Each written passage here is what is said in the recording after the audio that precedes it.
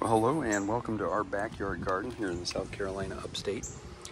It is our post-hurricane special, showing off some of the things that survived the hurricane. Actually, in our yard, most things did, like these cleome here, growing out of the driveway. And even though they're done blooming, our snapdragons also survived. Some things didn't do as well, though. We have a cleome here. Tall one of the tall spindly ones that just basically ripped right out of the ground. But there was a lot of that throughout the upstate. We got very lucky, just lost a few branches here and there, but nothing of any real consequence. Some zinnias and cleome are taller, spindly plants didn't do so well in some cases, but for the most part things hung on, and we were very blessed. No damage. I was particularly worried about this oak tree that's so tall. See it blowing around in the wind, but it's a big tree, has a fairly deep root system as an oak, so it has hung on there, and we're very fortunate. I think if that one went, it could potentially hit the house. I'm not sure exactly how tall it is, but it's tall enough to do some damage, that's for sure.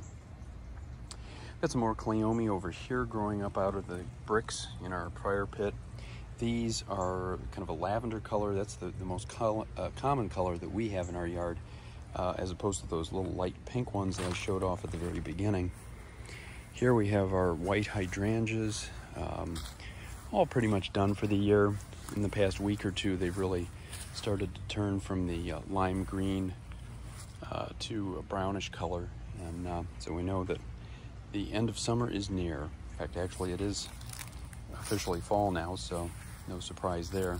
I have a few zinnias hanging on. These are smaller ones, a shorter breed. These handled the wind pretty favorably. In our area, we had sustained winds of about 30 miles an hour for roughly 6 to 8 hours, and then there were gusts of 50 to 60 miles an hour. That's where most of the damage came in. And, so many trees, thousands and thousands of trees throughout the upstate down. Got this little spindly, spiky pink flower. Don't know the name of it. A friend gave it to us, but it's very pretty. Some more butterfly bushes hanging on here. These bright purple. We have two of them. One is done for the year. This one's still giving us a little bit of color for maybe another couple of weeks. This one is just coming out now, so not quite finished yet. Here, a big knockout rose with a clematis growing on top of it. Back in here, just kind of a mix of some vinca and impatiens, begonias. The begonias are still hanging in there, at least a couple of them, the bright red ones here. Had some pink ones that are just about finished for the year. They've been struggling for a while. Really, the most colorful thing in the back part of the yard right now are these azaleas that are giving us their second wind. Some more extensive than others. Now this particular one actually is rivaling the way it looks in the spring. It has a few more flowers in March and April, but not a lot more than this. We have 6 total, and they just keep getting bigger and bigger. Now, I do see a branch that fell in the middle of this one, but nothing dramatic. I mean, for the most part, no significant damage back here. Then we have our impatiens. These have done very well. They started out pretty small. I think we had maybe 6 or 12 plants. I don't remember exactly, and they've grown into this. And this is probably, I would say, at their peak. They will continue to do well until we get the first frost, and then they will die immediately, as is typically the case. Another blooming azalea here. I'm going to come down and show a little bit of what we were dealing with from the storm. Now, this is our pond here. It's an old farm pond from when this was just all a big farm. Right now there's a hospital right over on the other side of those trees, and a nice walkway for people in the neighborhood to walk all the way around the pond. But that tree that you can see here in the distance, that fell over during the storm. And there's another tree further up. That one fell a couple of years ago, and there's nobody that really takes care of those, so that could be kind of messing up the view for a while. Had some others across the way that fell, smaller trees, and looks like maybe a couple more down the way. So this was a fairly destructive storm. Right now the water is kind of a brown color. Normally it's more of just kind of a black color. And over in here, normally this is all just white stones, but this is just a mix of pine needles and mulch and just whatever that has just backed up here. At the high point, we had, I believe, somewhere between 6 and 10 inches of rain that fell, so the dock was completely underwater, and that meant that the water level, and you can see it here, was up to this third step. You can actually see the water line here. So it was about 3 to 4 feet above its normal level, which is really impressive. We've never seen it so high here. And I think I'm going to leave that water line intact for a while, just to kind of remind us of what we dealt with. This log was just kind of floated in from the pond. And so it was a wild time, I tell you. I woke up on Friday morning at about 5 o'clock, and I could hear the wind blowing, and I thought, you know what, I couldn't even see anything yet, so I just kind of waited it out. And once it got light, I came out, and it stayed pretty windy for about 2 or 3 hours before it settled down. But once I drove around, lights are out, and most stores are closed. Gas stations, the few that are open, are backed up, sometimes a mile for people to get gas. So it's really a pretty bad situation here, even though we're hundreds of miles from the ocean. So you get a big storm like this, and anything can happen. So we'll get back to the garden here. Lamb's ear down here survived. Got this tea rose, which there's not much on it right now. We've got one bloom that's coming out, and that yellow pink color will turn into a yellow white color before long. We have daisies that are doing pretty well. Some vinca and zinnias in this area. We have one blanking out on the name of it now. Or unfortunately, it's one of the things that goes with being 61 years old. Names will disappear. It'll come to me though before the end of the video, and we'll talk a little bit about that. But this is a knockout rose. I've talked about this one many times this year. It was eaten down to the ground by beavers about midsummer, and it has, just in the last 6 or 8 weeks, it has grown back to this extent, covered with flowers, more so than it probably would have if it hadn't been eaten down to the ground. So thank you, beavers. This thing was about 8 feet tall. It had kind of probably gotten a little too big for its britches, and fortunately it has a very strong base, very strong stump down there, and that's what all of this has come off of. So next year should be a great year for that plant.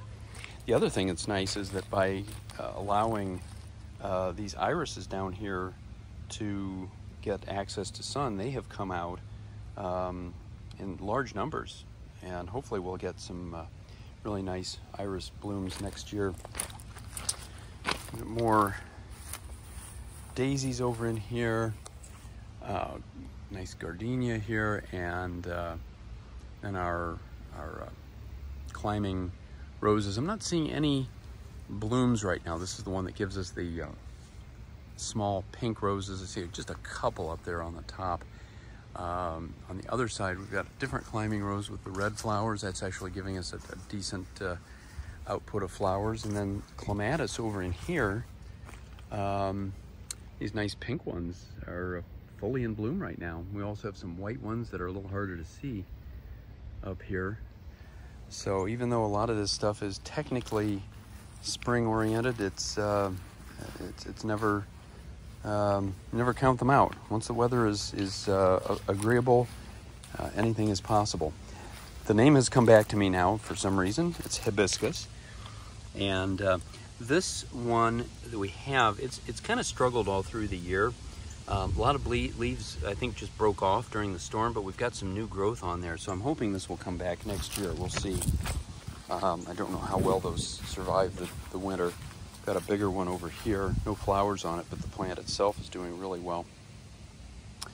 And then we got a couple wildflowers in here. It's another one that I don't know the name of. These pink ones, but it's very pretty. We've got some pink tea roses here. These are not especially prolific, but they have bloomed off and on throughout the season, and they are giving us some beautiful color. Through here, more daisies and zinnias, and then this big butterfly bush still doing pretty well. It'll probably continue to give us some color for another few weeks. Back in here, we do have one of the tiny pink climbing roses doing very well up against the fence. Oh, I walked right past this and I wanted to show it off and I forgot. Back on the hibiscus, we have a little friend. This is something we see a lot of here. Our little green frog here. Got a lot of frogs hanging out on leaves. And they're actually, I won't say tame exactly, but they're not terrified of people, which is kind of cool. It'll let me take pictures of him without freaking out, hopping away. We see them even up on our deck. We have some plants up there, and I'll see green frogs along with the thousands and thousands of little brown toads that we get. But the green frogs are a little more unusual, so I tend to notice them a little bit more frequently. I get a little more excited when I see them. Wisteria back in here, long since finished for the year. I've got some unusual blooming hydrangeas in our neighbor's yard here, these blue ones. They tend to have their own timetable, a little different than the typical ones. You can see here, hard to see on the video, but there was a ton of water coming through here. A lot of it eroded away. The canna plants over in here really fell over. They're so tall and spindly. Nothing did well if it was tall and spindly. These are all hanging over. Really no loss. They're all kind of done for the year in terms of flowers. And even over in here, the black-eyed Susans are about finished. And